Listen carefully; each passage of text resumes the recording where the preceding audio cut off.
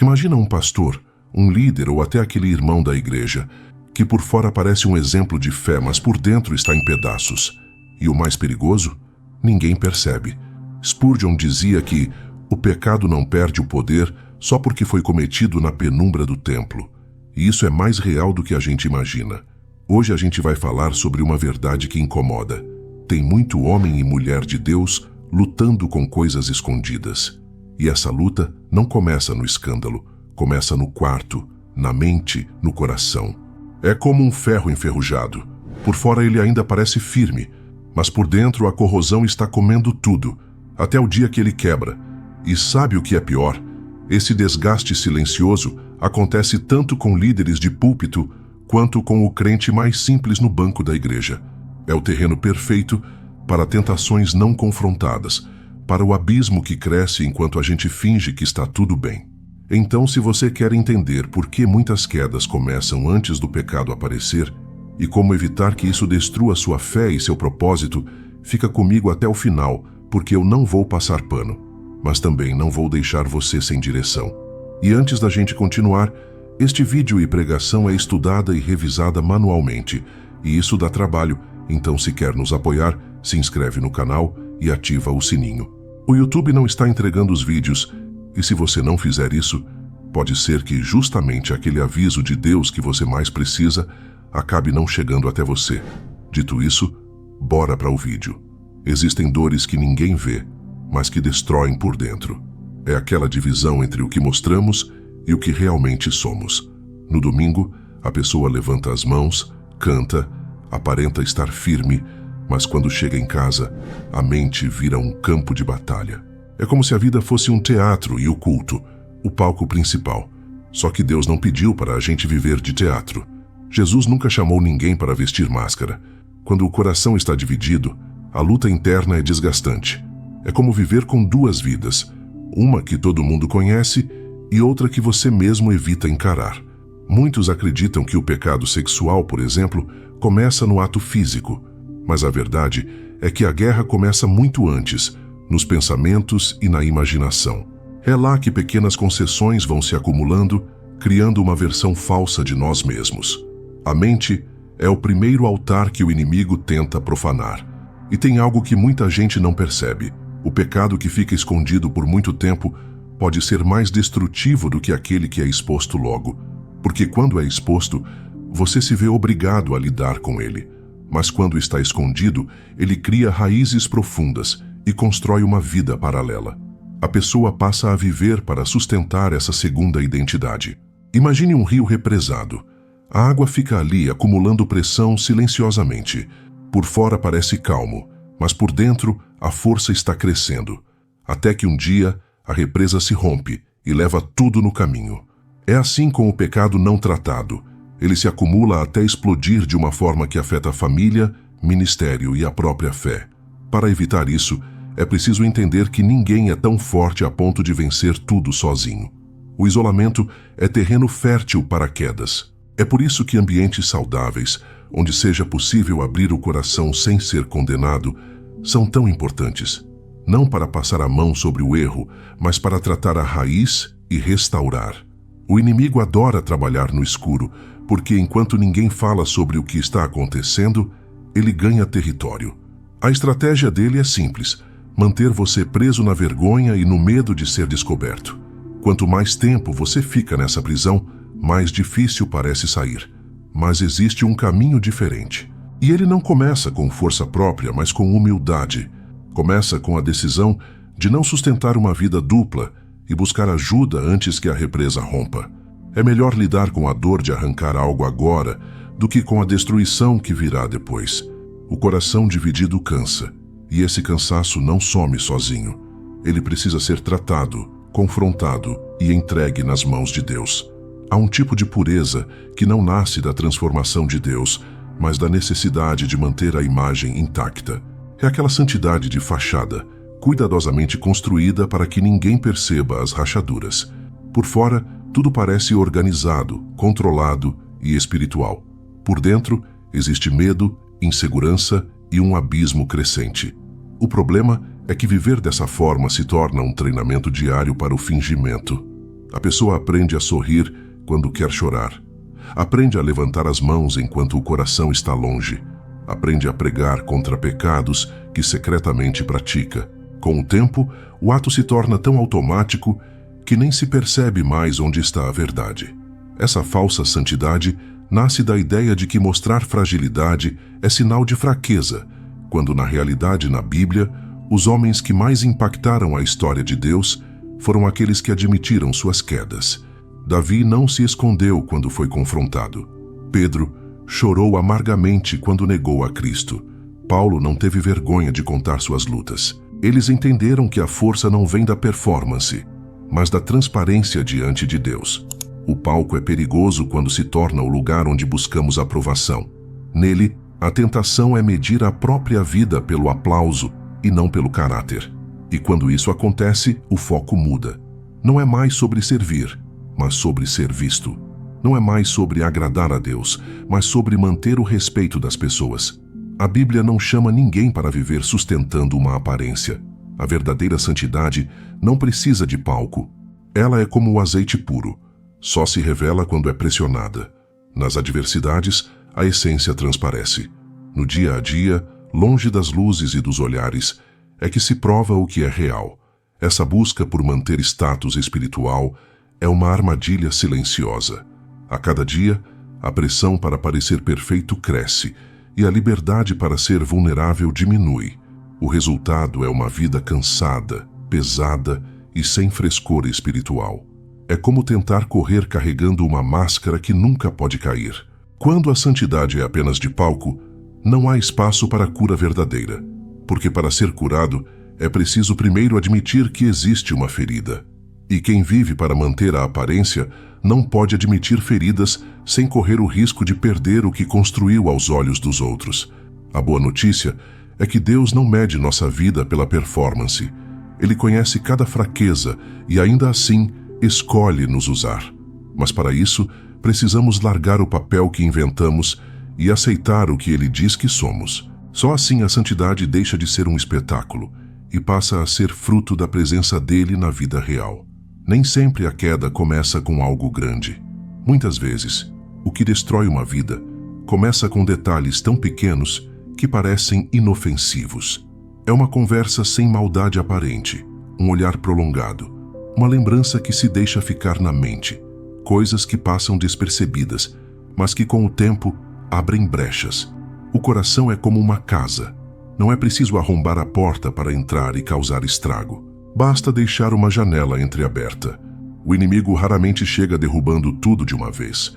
Ele prefere se infiltrar devagar, ganhando espaço sem que a gente perceba. É por isso que muitas quedas parecem acontecer de repente, quando na verdade foram construídas aos poucos. Essas pequenas concessões funcionam como sementes. No começo parecem frágeis e sem força para causar dano, mas, se não forem arrancadas, criam raízes. E quando menos se espera, se tornam árvores difíceis de derrubar. Uma palavra que deveria ter sido evitada, um encontro que poderia não ter acontecido, uma lembrança que não precisava ser alimentada. Tudo isso vai somando peso e moldando a mente para aceitar o que antes parecia errado. A Bíblia mostra que o pecado não costuma chegar com o rosto exposto. Ele se disfarça de oportunidade, de algo merecido, de um momento sem importância. É como a ferrugem que cresce silenciosamente. Ela não faz barulho, mas avança todos os dias. E quando finalmente se nota, o dano já está feito. O grande perigo das pequenas portas é que elas não parecem ameaçadoras. É mais fácil dizer que algo pequeno não vai afetar a fé ou o caráter, mas cada vez que se dá espaço, a resistência enfraquece. E com o tempo, o que era apenas uma distração se torna um hábito, e o hábito se transforma em prisão. Cuidar das pequenas portas do coração exige atenção e discernimento. Não se trata de viver com medo, mas de aprender a reconhecer quando algo está se tornando uma brecha, porque quanto mais cedo se fecha essa porta, menos força o inimigo terá para agir. O coração não é invadido de uma vez. Ele é conquistado passo a passo. E cada passo dado em direção ao erro começa com uma decisão aparentemente simples. É nesse ponto que a luta precisa ser travada, antes que seja tarde demais. Muitos pensam que a igreja é um lugar onde todos estão bem, que ali as pessoas chegam para apenas cantar, ouvir a palavra e voltar para casa renovadas. Mas a realidade é que, enquanto os louvores estão sendo cantados e a palavra está sendo pregada, há batalhas acontecendo dentro de corações e mentes que ninguém percebe. É possível estar sentado no banco da igreja, participando de todo o culto e ao mesmo tempo estar travando uma guerra silenciosa por dentro. Pensamentos que não param, feridas que ainda sangram, tentação rondando mesmo enquanto se ouve um sermão. Essa é uma das estratégias mais sutis do inimigo. Atacar quando você parece estar no lugar mais seguro. Jesus, durante seu ministério, não ignorou a dor das pessoas que estavam presas por dentro. Ele não passou ao largo daqueles que carregavam culpas e pecados que a sociedade escondia. Ao contrário, ele trouxe à luz, não para expor por crueldade, mas para curar e restaurar. O problema é que muitas vezes criamos uma cultura onde só se fala da vitória e nunca da luta, onde o culto se torna um desfile de aparências espirituais, mas não um lugar onde o coração é confrontado e tratado. Isso faz com que muitos que estão sofrendo sintam que não há espaço para abrir suas dores sem serem julgados. Quando a igreja não fala sobre essas batalhas internas, o inimigo se aproveita.